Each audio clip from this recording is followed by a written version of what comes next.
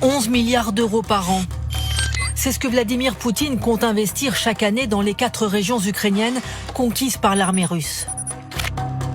Grâce aux images satellites et aux réseaux sociaux, nous avons enquêté sur 3 ans de russification systématique, 3 ans de réécriture méthodique de l'histoire récente.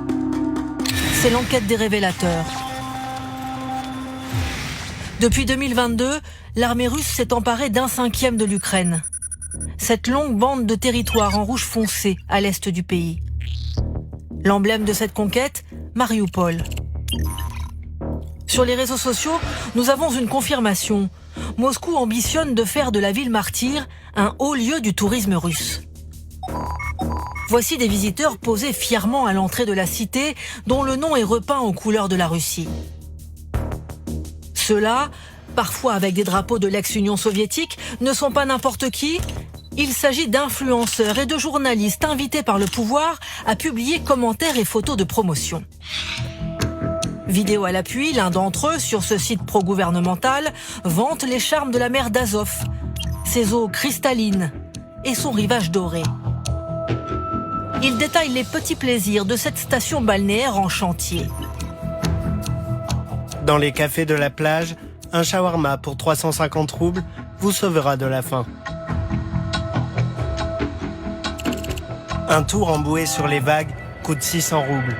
Aucune mention des milliers de victimes civiles, ni du siège sanglant de l'usine Azovstal, qui a vu les Ukrainiens résister à l'assaut russe pendant 3 longs mois. Moscou a d'autres projets pour le complexe sidérurgique. Le transformer prochainement en musée de la métallurgie.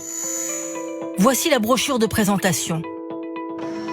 Les promoteurs imaginent les touristes s'instruire après la plage sur les grandes heures d'Azovstal, du temps où l'usine était un fleuron de l'industrie lourde de l'Union soviétique.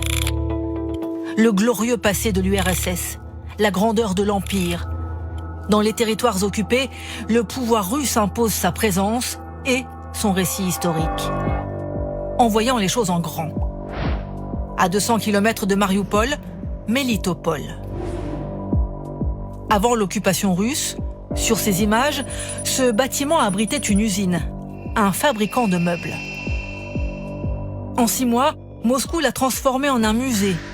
5000 mètres carrés consacrés à l'histoire de la Russie.